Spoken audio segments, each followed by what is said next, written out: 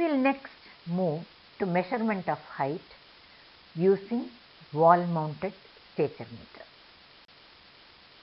Height is one of the most widely used indicators for assessment of nutritional status and provides an index of linear skeletal growth. Until few decades ago, many surveys were carried out in places without a level ground or a vertical wall. Under these circumstances, height measurement was difficult and it was measured using either a stadiometer or an anthropometry rod. Stadiometers are bulky instruments, occupy space and are heavy. Anthropometry rod is relatively compact, but intensive training is required to keep the rod perpendicular using one hand and accurately measure the height of the child using the other hand. Currently, in all urban areas and most rural areas, most residences have even flat floors and nice vertical walls. Under these conditions, the small, readily portable wall-mounted stature meter can be used for measurement of height. This is a picture of a wall-mounted stature meter. The instrument specification is reverse wound stainless steel tape is put inside the plastic case between the horizontal and vertical arms of the instrument. The vertical arm fixes the stature meter to the wall. The horizontal arm rests on the head of the person being measured. The tape length is 2 meters. Instrument accuracy is 0.1 centimeters. Accuracy of the tape is assessed by comparing with standard steel tape certified by Department of Weights and Measures. Accuracy of the stature meters in measuring height of individuals is tested against a standard stature meter. These pictures show checking the accuracy of steel tape of the stature meter against the standard steel tape. You can see that the measurement of 10 and 200 markings coincide both in the standard and in the test tape. This is the first of the test tapes. Shows a similar finding in the second of the test tapes, and this is the finding in the third test tape. All the 3 stature meter tapes were accurate as compared to the steel tape certified by Department of Weights and Measures. We then move on to checking the accuracy of stature meter by measuring height of an adult using the test stature meter 1, test stature meter 2, stature meter 3 and the standard stature meter. All the 3 stature meters are accurate up to 0.1 centimeter as compared to the standard stature meter and therefore are ready for use for measuring height of individuals. There can be some other problems with the stature meters. Some stature meter tapes do not unwind fully or smoothly. Such stature meters may not function under hospital and field conditions and so should be rejected and replaced. Another problem is the vertical limb can get fractured if instead of screwing, a hammer is used to nail the screw onto the wall. This may lead to a slanted fixation and lead to errors in measurement of height of all individuals who are measured using this stature meter. Therefore, effort should be made to protect the vertical limb by fixing them using the screws and not to hit them with the hammer while fixing the stature meter. If vertical limb had been fractured, such stature meters should be rejected and replaced. Another major error in fixing the stature meter to the wall is the horizontal limb of the stature meter is placed on the ground with the tape reading 0, and then the tape is drawn up vertically so that the top point it reads as 200 centimeters. People assume that this would give them accurate height assessment, but they forget the fact in majority of Indian rooms, wherever they are, there is a skirting. There is a skirting over which the tape goes obliquely, and because of this, the tape being pulled obliquely over the skirting, there are errors in accurately fixing the stature meter at 200 centimeters. In this, you can see the errors due to keeping horizontal limb of the stature meter on the floor while fixing the stature meter at 200 centimeters. The error can vary between 0.3 and 1 centimeter depending upon the thickness of the skirting and consequent obliquity over which the steel tape is getting drawn. How do you correctly fix the stature meter to the wall? Very easy. Measure the height of the skirting using an ordinary tape. In this case, it is 10 centimeters. To prevent obliquity in the tape, keep the horizontal limb of the stature meter on the top of the skirting with the tape reading 10 centimeters. Now, vertically draw up the tape till the tape reaches 200 centimeters. Fix the stature meter using 3 screws inserted in the 3 screw holes on the vertical arm. The next thing to do is to ensure that the tape is winding down vertically. This is extremely important, especially when measuring children.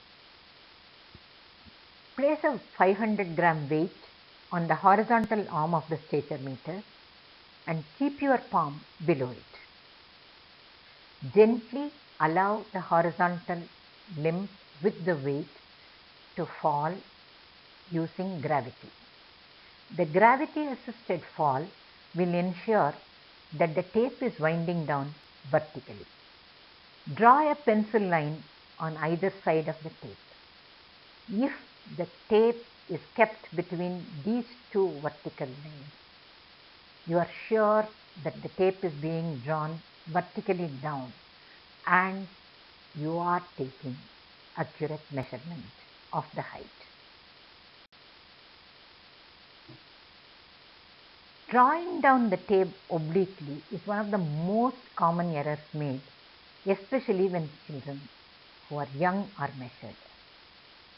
If the obliquity is large, the error in measurement of children can go up to 0.5 to even 1 centimeter.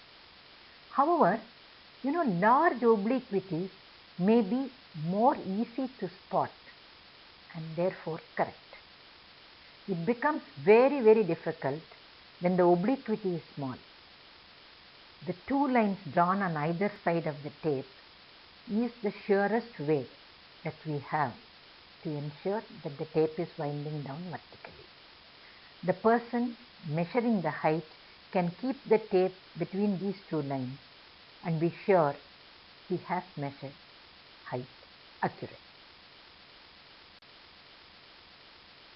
Positioning of the person for height measurement is also a very important factor. The girl here is standing straight but not stiff. Her heels, knees, buttock and shoulder, back of the head are all touching the wall. Her head is held in Frankfurt plane. Tragus is in line with the lower orbital margin. We are showing the same person, positions and pictures taken at different levels to show that in profile, heel, back of calf, buttocks and shoulder are touching and the head is held erect in Frankfurt plane and the stature meter is resting lightly and not pressing down on her head.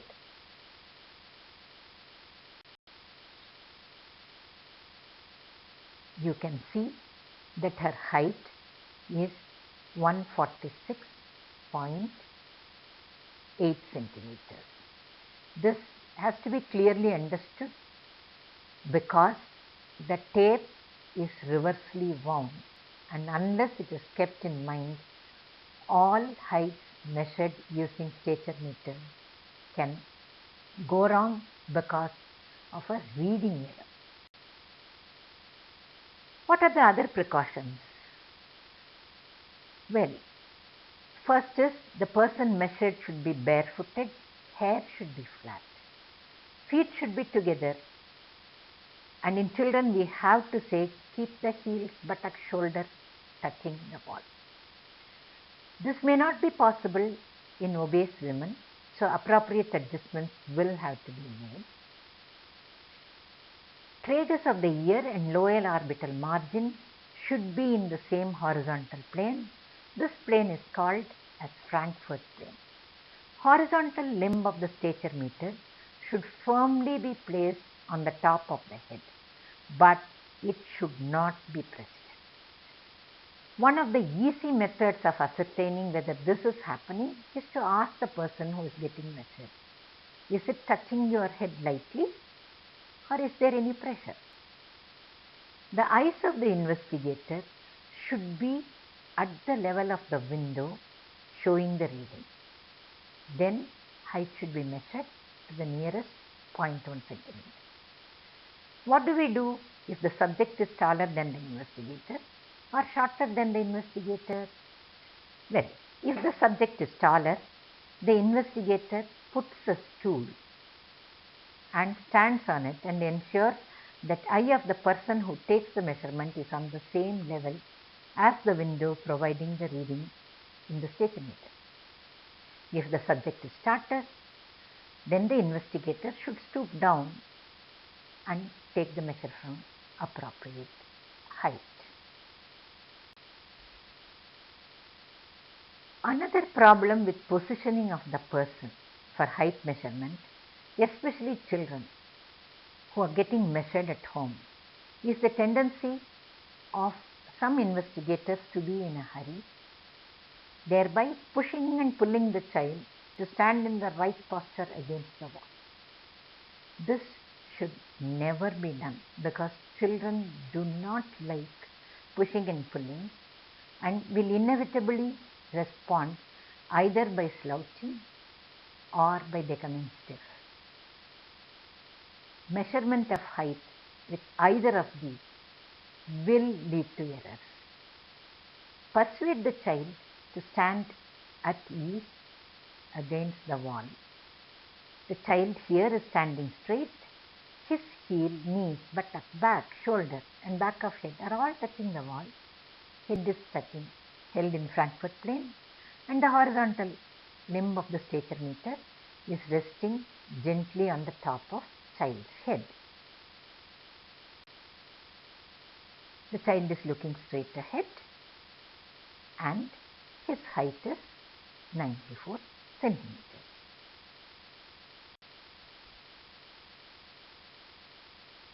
Positioning of persons for height measurement is always a subject of debate. Can you really do it so? Will they really stand? Are questions that are commonly asked. And very often it is said, no, it may be possible under research circumstances, but certainly not possible under home conditions. Here is a pregnant woman who is getting measured in her own home. The advantage that we found was, in her house, the wall was tiled, and therefore we had horizontal and vertical lines across against which we could compare how well and how straight she is standing. You can clearly see from her elbows, shoulder, chin, just above eye and just above head. She is standing absolutely straight, looking straight ahead with a head held in Francis plane. The horizontal limb of the statometer is resting on the top of her head, and her height is 146.5 centimeters.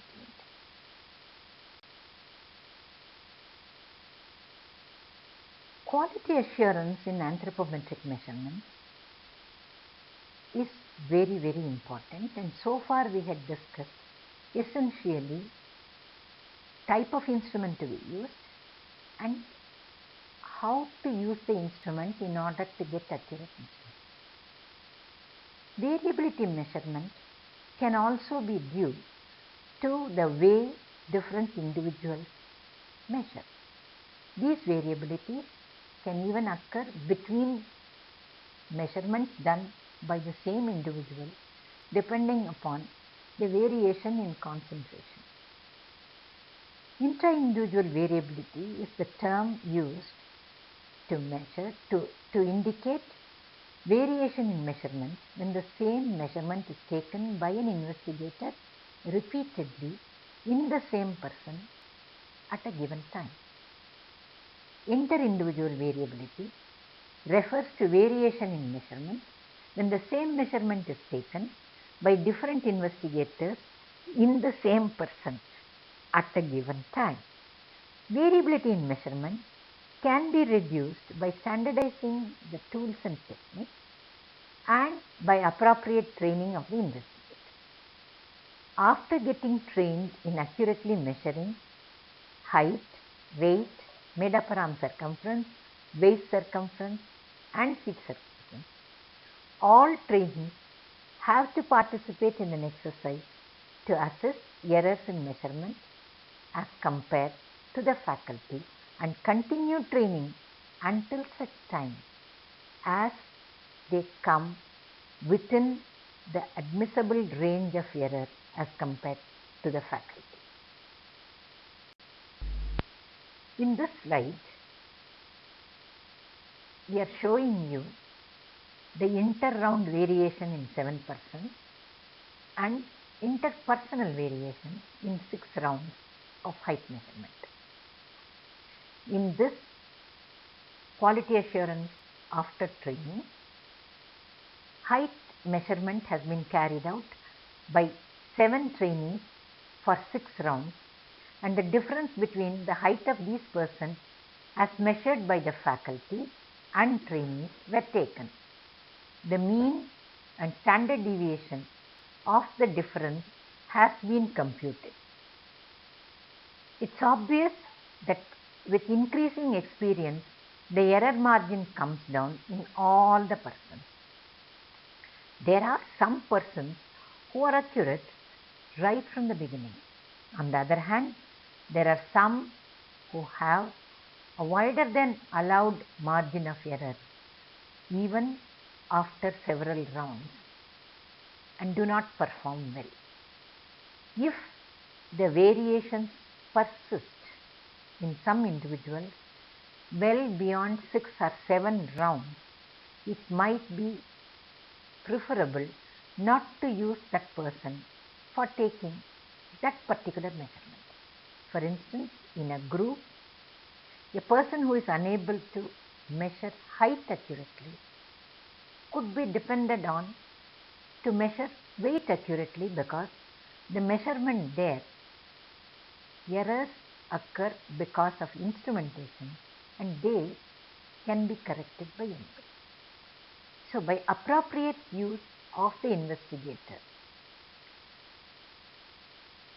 any number of trained investigators can be put together to form a team which will accurately measure all the measurements required for assessment of nutrition.